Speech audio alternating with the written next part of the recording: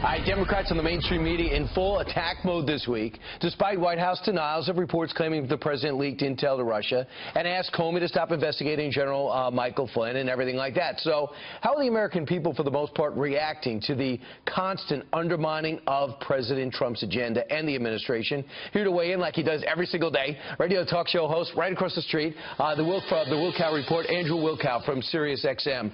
And we can actually hear you sometimes through the walls because you're so passionate about this. Andrew, welcome.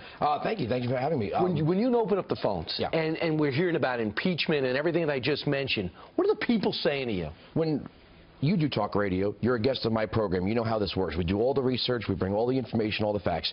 This is based on a two-line alleged conversation that was, I guess, leaked or phoned into the New York Times from a memo that James Comey allegedly wrote. And now we're hearing the word impeachment. Yeah. When we read that transcript on the air and say, this is what it's all based on, the audience the calls will go crazy with how could they be talking about impeaching the president when we don't even know the full scope of this conversation. We don't know the context. We don't know what was said before, what was said after, how it was said. And the writer from the New York Times, Michael Schmidt's also the guy that wrote that headline with the word wiretap on the eve of inauguration, which everybody said, oh, there was no wiretapping. The story, they changed the headline in the New York Times. No one's reaching out to this reporter and then asking him, who phoned in this? Who phoned you? So, Andrew, the crazy thing is while we're doing this, and we have to delve into this and explain it to people, what they want to find out is when the tax cuts coming.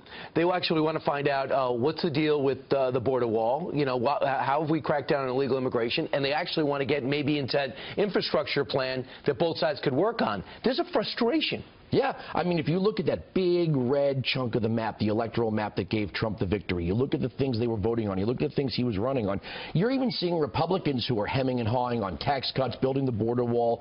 It's amazing. The Republicans are almost as bad as the Democrats in trying to stop this agenda that the majority of the country territorially voted for. And by the way, Justin Amash of Michigan came out and said, yeah, this looks like it's going to go impeachment standards, letting his personal views get in. But I want to bring you to something else. One thing you could always count on is late-night shows always would be an equal opportunity offender. And Jimmy Fallon struck me as he's one of the most talented guys you're ever going to come across. But lately he's been slumping, and he thinks he knows why.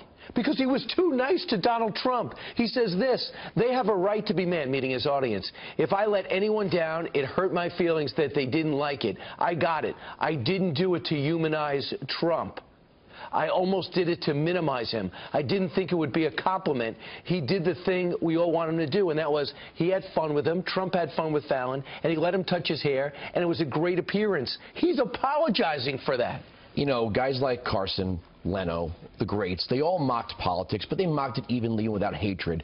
Dana Carvey was a great example. Dana Carvey could make fun of Republicans and Democrats, make fun of the absurdities of politics, but there was never that vitriol. Yet now it seems like the late-night comedians are comedians without senses of humor anymore. Right. They've become these kind of miserable cartoon characters of themselves. And to get ratings, Andrew, they got to kill the president, and he apologized for not, which is an insult to 65 million people that voted for him. Half the country's not watching them anymore. All right, they're listening to you. Yeah. Andrew Wilkow, thanks so much. Great to see you.